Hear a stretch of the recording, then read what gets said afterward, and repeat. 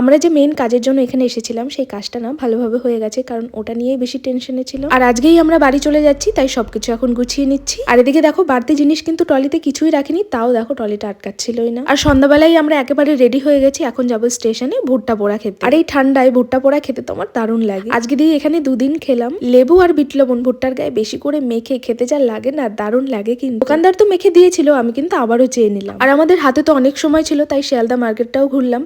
Video তো করতে পারিনি, আর ফোন বের করার সাহসও হয়নি, কারণ ওখানকার দোকানদাররাই বলছিল কখন হাওয়া হয়ে যাবে বুঝতেও পারবে না। তাই ফোনকে বললাম তুই পকেটেই থাক। তারপর আমি খেলাম চাউমিন, আর আমার বরকে দেখো দাদা বৌদিতে গিয়ে ও ফিশ ফ্রাই খেয়ে ওর এত ভালো লেগেছে, সব দোকানে শুধু ও ফিশ ফ্রাই খাচ্ছে। তারপর আমরা রুমে চলে আসি, কারণ এখনো অনেক সময় আছে। এই ফাঁকে আনভিকেও খাইয়ে নিলাম। তারপর আমরা চলে গেলাম স্টেশনে। দেখো ট্রেন তো দাঁড়িয়ে আছে, আর তার সাথে সব যাত্রীরাও আমরা দাঁড়িয়ে আছি, কিন্তু ট্রেনের দরজা খোলে। ট্রেনে ওঠার পর তো আনভির সব জ্যাকেট সোয়েটার খুলে দিলাম, কারণ ও ঘেমে যাচ্ছে। আর দেখো আনভি কিভাবে যে খুঁজে পেলো, মাথার ওখানে একটা সুইচ আছে লাইটের, ওটাই শুধু অন অফ করছে। তাই ওটা ভোলানোর জন্য ওকে ওর পুতুলটাই বের করে দিলাম। তারপর ওকে রাতে খাইয়ে ঘুম পাড়িয়ে দিলাম, অনেক কষ্টে ও ঘুমোচ্ছিল। আর রাতে আমাদের খাবারের জন্য নিয়েছিলাম এখানে মশলা চিকেন আর রুটি। আসলে রুটিটা আমি খাবো, আর বরের জন্য নিয়েছিল বিরিয়ানি। আর বিশেষ করে রাতে রুটি বিরিয়ানি আমি যাই খাই না কেন, ভাত যদি না থাকে একটু মুড়ি না খেলে না ভালোই লাগে। সেই জন্য বর আমার জন্য দেখো 1 প্যাকেট মুড়ি কিনেছিল, কিন্তু এই মুড়িগুলো না খেতে ভালো না। তারপরে রাতে খাওয়া দাওয়া করে ঘুমিয়ে গেলাম। আর আসার দিন না ভালো করে ঘুম না হলেও ভালো করে শুতে পেরেছিল, কারণ আসার দিন আমাদের সিট ছিল আপারে, আর ওপরের এই সাপোর্টের জন্য না শুয়ে মজা আছে, যেহেতু আমরা দুজন ছিলাম। আর নিচে তো সেটা নেই, এক সাইড আমার পুরো ব্যথা হয়ে গেছে। আর কিছুক্ষণের মধ্যেই আমরা মালদাতে ঢুকে যাব।